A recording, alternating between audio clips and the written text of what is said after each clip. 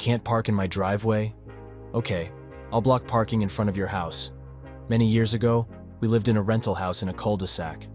One of the neighbors refused to interact with us because we were only renters while she owned her house. Whenever anyone parked in front of her house, she would demand they move their car because that was her parking spots. Well, one weekend we were having a birthday party for our kid. We had to double park cars in our driveway to accommodate the extra vehicles and avoid parking in front of her house. This meant two of the cars overlapped the sidewalk a little.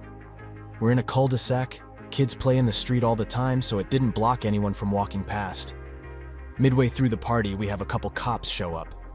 Our neighbor called them to complain because her daughter couldn't ride her bike on the sidewalk due to our parking.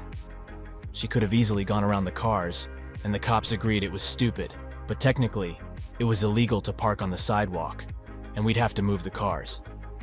I told them we had issues with the neighbor when we parked in front of her house, and they said street parking is public parking and free for anyone, as long as the vehicle didn't remain there for an extended period of time. Cue malicious compliance.